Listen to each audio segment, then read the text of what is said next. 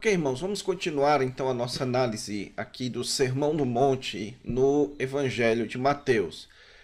Então, avançando aqui no nosso slide, só lembrando a vocês do nosso esboço, nós estamos nessa segunda parte que fala das declarações do rei, é o primeiro grande discurso do Senhor Jesus Cristo.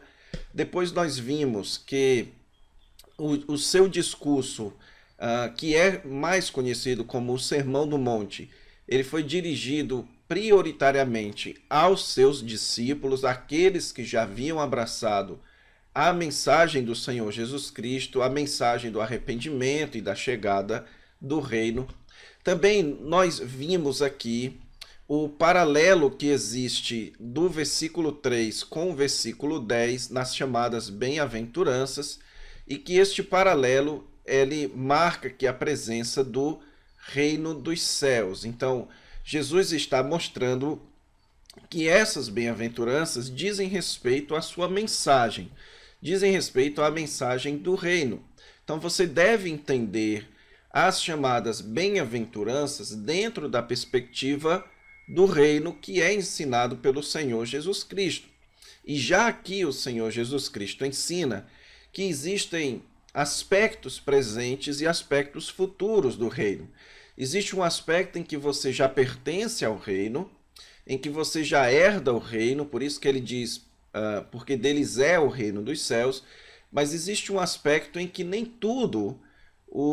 todas as bênçãos do reino são desfrutadas no presente. Ele fala, serão consolados, herdarão a terra, fala muitas bênçãos que serão futuras, ok? Então, as bem-aventuranças dizem respeito ao caráter esperado daqueles que são discípulos do Senhor Jesus Cristo. Então, nós vimos aqui cada um deles, certo? Lembrando a vocês que existe uma subdivisão, voltando aqui, existe uma subdivisão no versículo 3 até o versículo 6. Nós temos atitudes que são esperadas diante de Deus, humilde de espírito, ou seja, um coração dependente de Deus. Bem-aventurados que choram, aqueles que clamam, que choram por conta da presença do mal e do pecado neste mundo. Bem-aventurados mansos, aqueles que esperam no Senhor. E bem-aventurados aqueles que têm a necessidade de andar com Deus, ou andar segundo a vontade de Deus. E na aula passada nós vimos essa segunda parte das bem-aventuranças, que são as bem-aventuranças relacionadas a atitudes esperadas diante das outras pessoas. Então, em primeiro lugar, nós vimos que Jesus fala dos misericordiosos. E nós vimos que o contexto de misericórdia é o contexto de compaixão com os mais desfavorecidos. Então, aqueles que são discípulos do Senhor Jesus Cristo devem ser como ele, misericordiosos, terem compaixão daqueles que sofrem. Em segundo lugar, Jesus fala dos limpos de coração. E limpeza diz respeito à pureza, por isso que em outras traduções é puros de coração. E a ideia aqui é que você não deve ser uma pessoa de uma religião aparentemente só de aparência, uma religião externa, aquela pureza exterior dos fariseus. A pureza deve começar no interior, deve começar no coração. A vida de piedade, a vida de pureza deve começar no coração. Depois nós vimos que Jesus fala dos pacificadores, aqueles que são seus discípulos devem ser pacificadores, devem ser promotores da paz e não promotores de perseguição. E por fim, bem-aventurados os perseguidos por causa da justiça. Então aqui pela primeira vez Jesus utiliza algo que não expressa bem um caráter, não expressa bem uma atitude.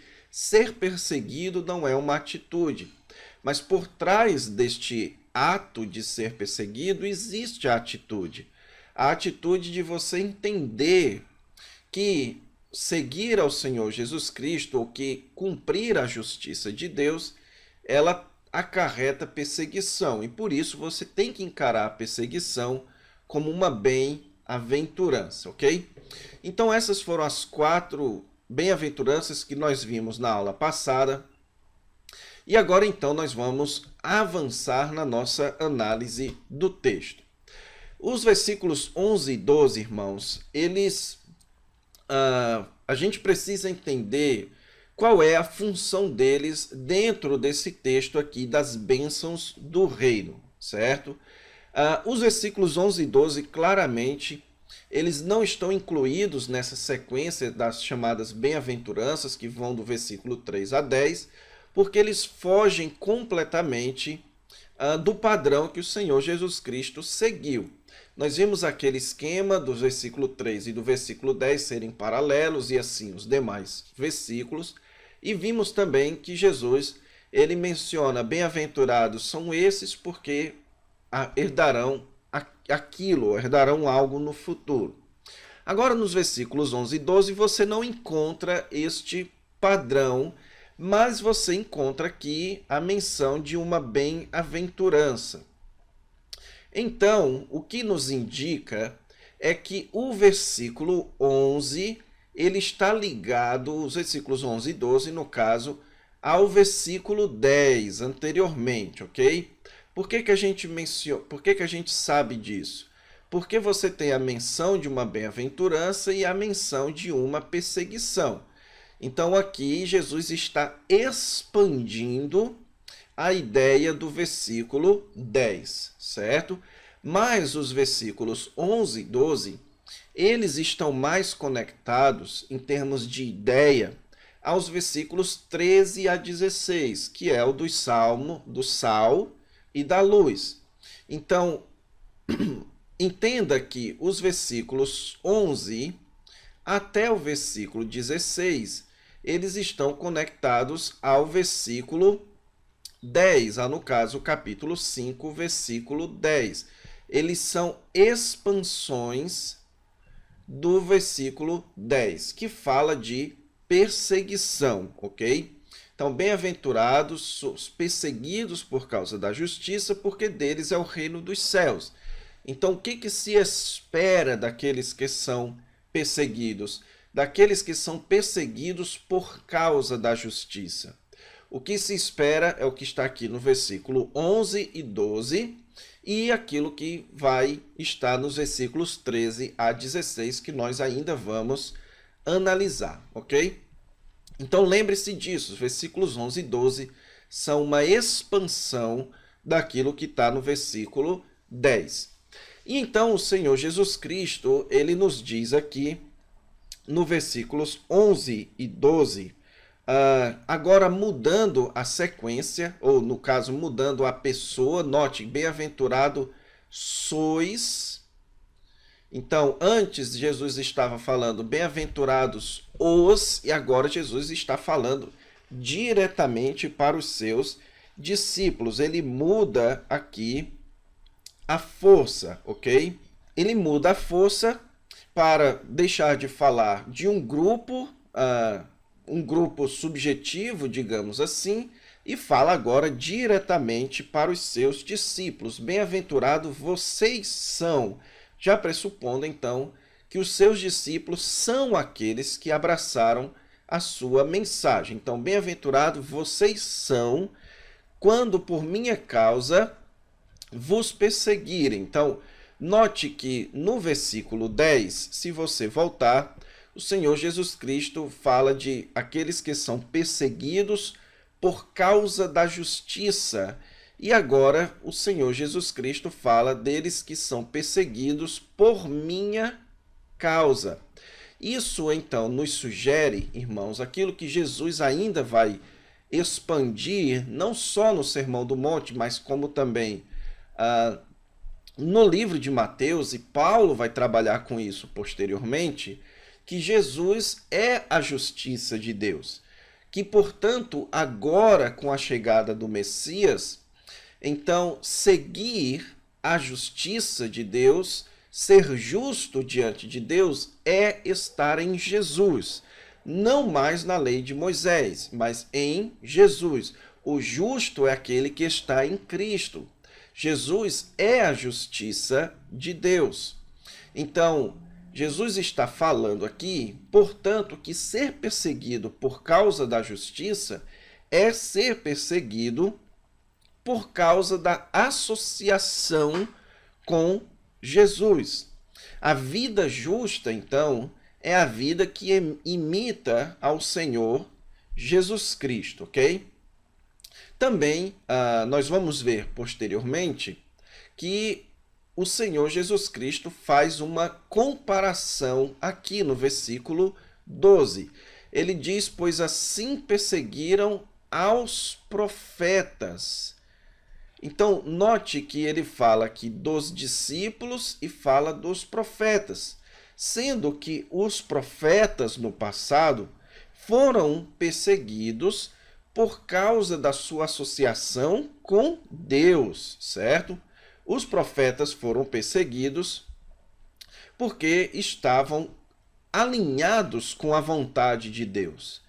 E agora os discípulos iriam ser perseguidos porque estavam alinhados à vontade de Jesus, ou à pessoa de Jesus. Então Jesus está ensinando aqui que a vida justa é a vida de imitação a Ele, a vida que imita ao Senhor Jesus Cristo. E então, o Senhor Jesus menciona aqui três atitudes que são esperadas contra os discípulos. Ele fala, em primeiro lugar, de injúria, quando vos injuriarem, quando vos perseguirem e quando mentindo. Isso em Lucas acrescenta ainda mais uma, que é a questão do ódio, vos injuriarem, perseguirem, mentindo e odiarem. Então, o discípulo deve esperar hostilidade contra ele das mais diversas naturezas por causa da sua associação com Jesus. E então, o que antes o Senhor Jesus Cristo dizia que era de se esperar para o futuro, agora ele fala do que se espera dos seus discípulos para agora.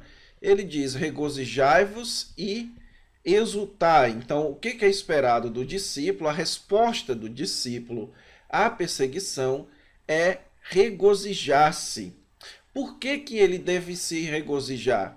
Por causa da sua recompensa nos céus. Então, a palavra galardão, ela tem a conotação de recompensa, e essa recompensa é nos céus. E você não deve imaginar aqui esse galardão nos céus como sendo o céu, mas como se referindo ao estado celestial futuro, ok? Então, grande é o vosso galardão nos céus. Esse galardão vai ser desfrutado no futuro.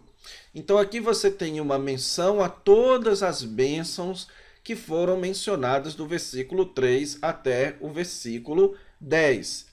Então, aquele que passa pelas tribulações, pelas perseguições por causa do reino, recebe as suas recompensas, os seus galardões, as suas bênçãos no futuro, quando o reino de Deus totalmente se manifestar.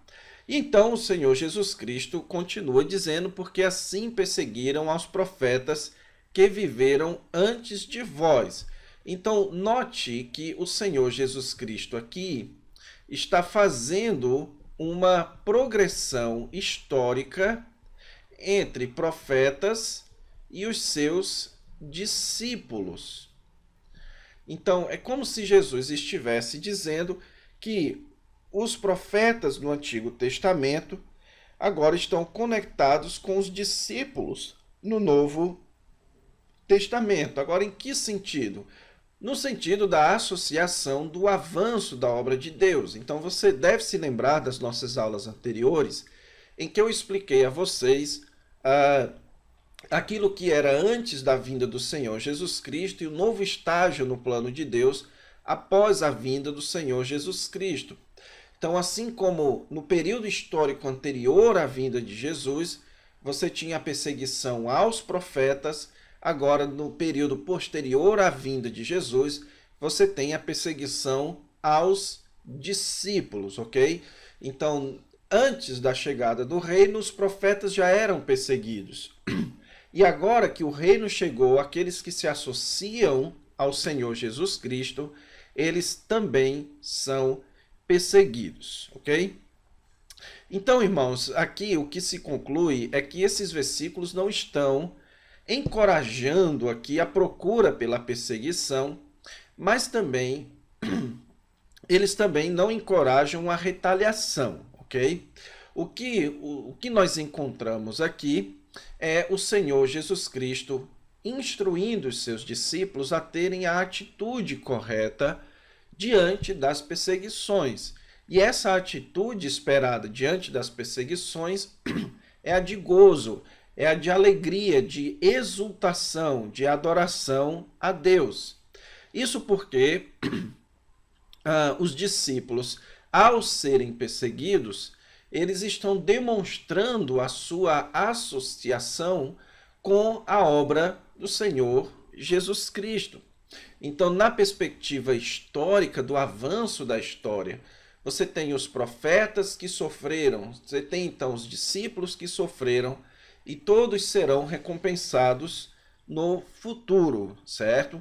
Então, a postura que o Senhor Jesus Cristo orienta os seus discípulos a terem diante da perseguição é de alegria, porque a perseguição exibe a sua conexão com a obra do Senhor Jesus Cristo e porque a sua perseguição também trará recompensas futuras. Então, isso encerra a parte chamada as bem-aventuranças, e isso também nos prepara para uma outra parte do discurso do Senhor Jesus Cristo, que é chamado de o testemunho do reino. Depois de mencionar as bênçãos do reino, as bênçãos que aqueles que fazem parte do reino devem esperar, e então expandir isso para falar da perseguição, agora o autor vai falar o Senhor Jesus Cristo vai falar do testemunho do reino. O que se espera, então, do discípulo do Senhor Jesus Cristo em termos de testemunho? Como o discípulo do Senhor Jesus Cristo deve viver num mundo de hostilidade contra aqueles que são do reino. Se você é perseguido por causa da associação com Jesus Cristo, qual deve ser a sua atitude neste mundo? Se a associação com o reino produz perseguição, então qual deve ser a sua atitude?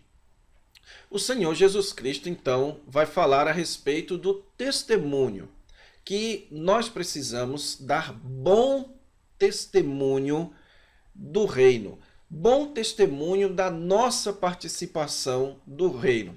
Os versículos 13 até o versículo 16 podem ser resumidos nessa frase, que o discípulo do Senhor Jesus Cristo, ele precisa dar bom testemunho da sua participação no reino.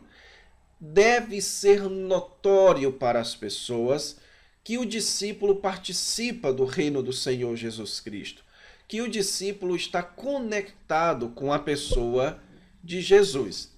E para exibir essa ideia, o Senhor Jesus Cristo utiliza duas figuras, a figura do sal e a figura da luz. No versículo 13, ele começa dizendo, vós sois o sal da terra, e depois, no versículo 14, ele diz, vós sois a luz do mundo, ok? Então, o que o Senhor Jesus Cristo está enfatizando é o uso dessas duas imagens, a imagem do sal e a imagem da luz, para transmitir a ideia de testemunho do discípulo, como o discípulo deve exibir para as pessoas a sua participação no mundo.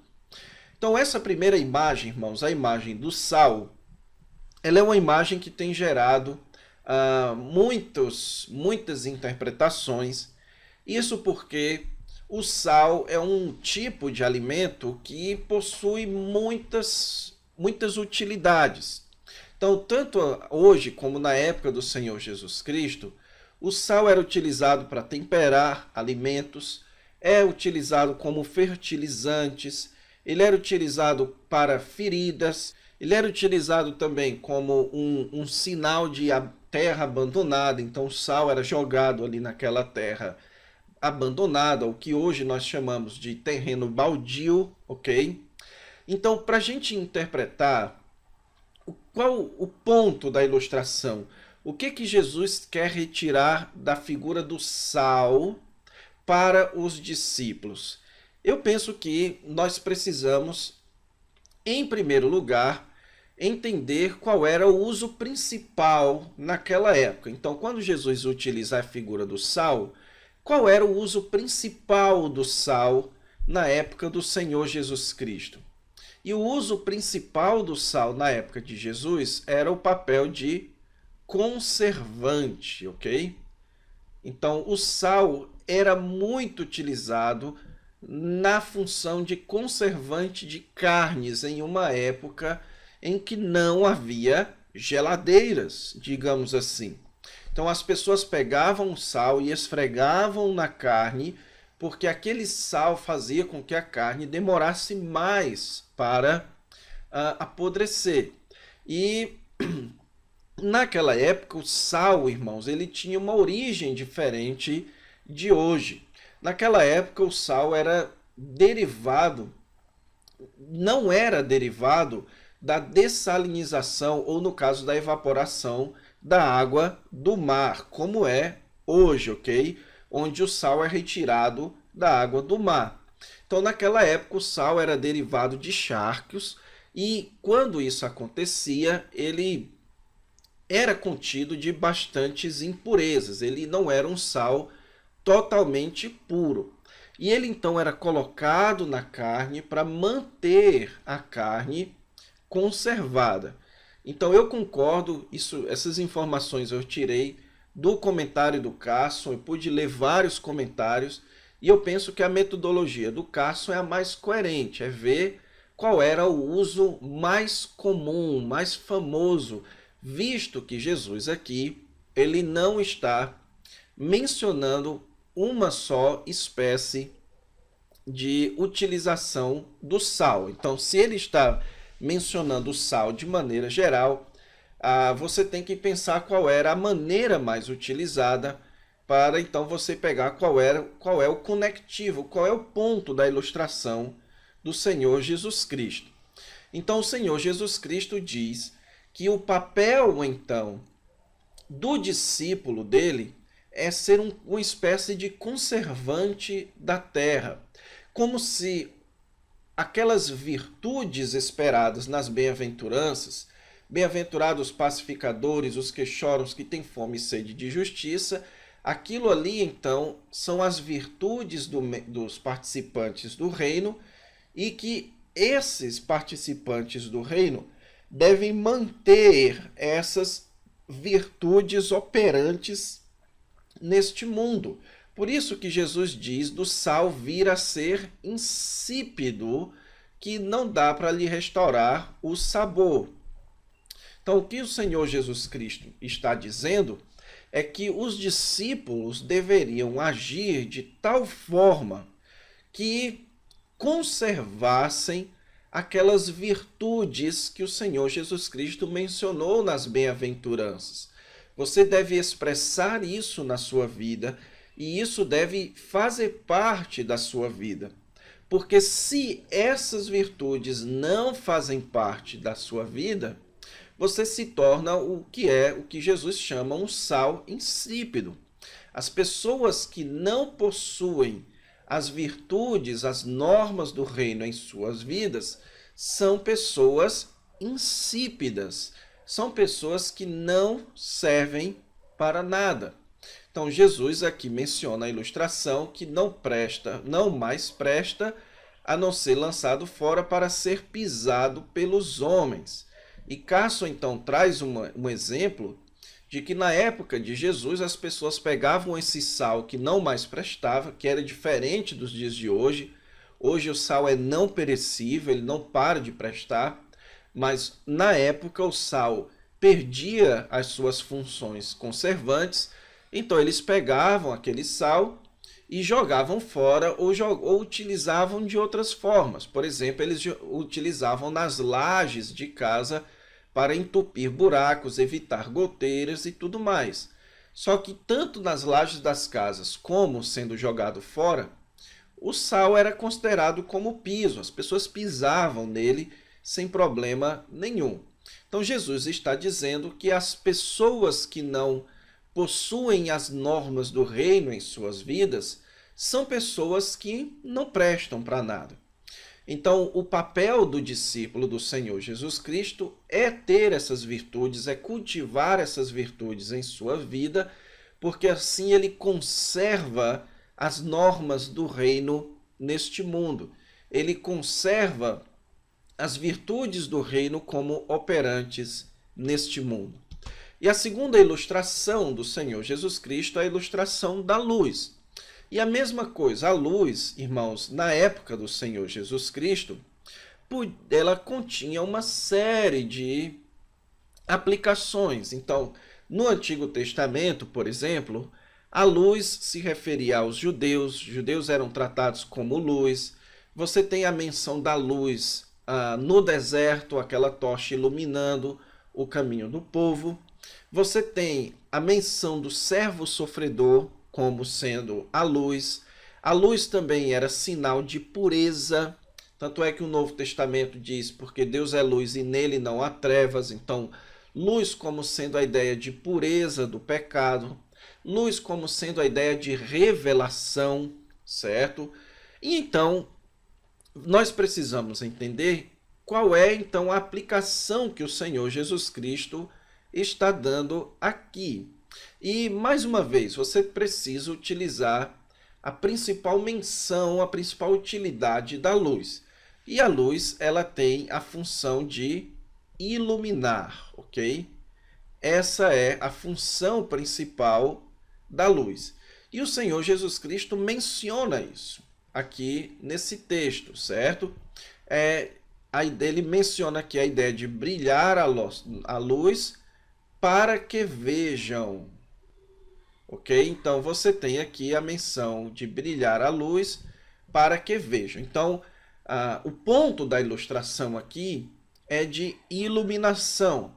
Então, os discípulos deveriam ser uma espécie de luzeiros que iluminam este mundo.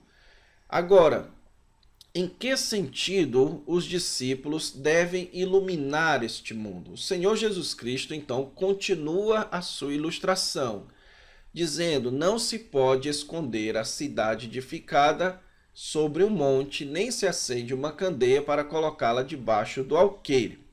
Então, Jesus aqui está mencionando uma cidade que é colocada sobre um monte. Na época de Jesus, as cidades, as casas eram construídas com pedras que brilhavam muito na luz do sol, mas que não davam para serem vistas durante a noite. Então isso tornava a cidade vulnerável, ela não ser enxergada durante a noite. Então Jesus está dizendo que você não pode colocar uma cidade no monte e esconder essa cidade. Da mesma forma também, você não pode acender o que nós chamamos hoje de lampião, uma lâmpada que era feita com óleos, certo? Uma candeia, e colocá-la então dentro de uma cesta, debaixo do alqueire é dentro de uma cesta. Você coloca então num lugar visível para iluminar a todos os que se encontram na casa. Isso é muito relevante, irmãos, para a teologia do Evangelho de Mateus. Porque quando você tem a menção aqui de monte, monte, irmãos, é um termo muito utilizado no Evangelho de Mateus para Jerusalém, ok? Então, o Senhor Jesus Cristo fala de uma casa edificada sobre um monte. Isso pode se referir, então, o que Jesus então pode estar querendo se referir é que era o papel dos discípulos serem a luz para os judeus, serem a luz para aqueles então que se encontram no monte. e serem a luz também para todos os que se encontram na casa. Então, eu creio, certo? Agora aqui você tem um pouquinho de espaço para debate, que a menção do Senhor Jesus Cristo aqui é a necessidade de luz para judeus e gentios. Por isso é que ele conclui: assim brilha a vossa luz diante dos homens. Agora, essa luz deve iluminar o quê? Deve iluminar as boas obras. E boas obras, irmãos, é sinônimo de justiça, que é sinônimo de Jesus. Então, assim como os cristãos são perseguidos por causa da justiça, por causa da sua associação com Jesus, eles também devem expressar as suas boas obras. Então, o papel do discípulo do Senhor Jesus Cristo é exibir para o mundo as obras do reino, as normas do reino, as virtudes dos cidadãos do reino do Senhor Jesus Cristo. Então, judeus e gentios deveriam olhar para os discípulos e enxergarem neles as virtudes do reino. Então, o Senhor Jesus Cristo está falando de ética aqui, certo? De prática, que a prática do discípulo do Senhor Jesus Cristo deve ser reconhecida pelas demais pessoas, para que então, ao olharem as nossas obras, as pessoas glorifiquem a Deus que está nos céus. Então, isso tem uma fortíssima aplicação para nós no século XXI, meus irmãos. Hoje em dia, nós do século XXI somos pessoas que crescemos debaixo da mídia, debaixo da TV, da internet e tudo mais. E hoje já se está muito confuso, então, aquilo que é comportamento típico de um discípulo de Jesus e aquilo que é comportamento típico de uma pessoa do mundo. Hoje em dia está tudo confuso, tudo misturado, certo? Onde os discípulos do Senhor Jesus Cristo andam como o mundo anda, e onde o mundo anda com muitos princípios e padrões bem parecidos com os princípios e padrões cristãos, por causa da influência do cristianismo na sociedade. Mas nós que somos discípulos do Senhor Jesus Cristo, em um momento ou outro, nós exibimos a nossa diferença. Nós exibimos que as nossas obras devem ser diferentes. Nós exibimos que as nossas virtudes são outras. Então, o cidadão do reino, ele é contracultural. Nós vimos aqui: bem-aventurados os humildes de espírito, e o mundo acha que bem-aventurado são os orgulhosos em espírito. Bem-aventurados que têm fome e sede de justiça, o mundo acha que bem-aventurado são aqueles que são fartos de comida e de bebida. Então, o cristão, ele é contra a cultura. Ele tem a sua prática contra a prática comum deste mundo. Então, o Senhor Jesus Cristo está aqui nos dizendo que as normas do reino, elas operam na vida daqueles que hão de herdar o reino de Deus. O sal, então, tem a figura de conservar. Então, aqueles que são do reino são os que conservam, que mantêm as normas do reino neste mundo. E aqueles que são luz, ou seja, nós que somos sal, conservamos as normas do reino, e nós que somos luz também exibimos as normas do reino para as pessoas deste mundo. Então, diante da perseguição, diante do estado deste mundo, qual deve ser a atitude do discípulo de Jesus? Em primeiro lugar, contentamento diante da perseguição. Em segundo lugar, conservação das normas do reino. Ele precisa conservar as virtudes do reino. E em terceiro lugar, ele precisa exibir, revelar para as pessoas essas virtudes, quais são essas virtudes do reino que fazem parte da sua vida, ok? Então é isso, irmãos. Com isso a gente encerra a análise aqui até o versículo 16. E a partir da próxima aula nós vamos entrar em um texto bem difícil, bem debatido, que é quando o Senhor Jesus Cristo vai falar da sua relação com a lei, ok? Então não perca a próxima aula. Até lá!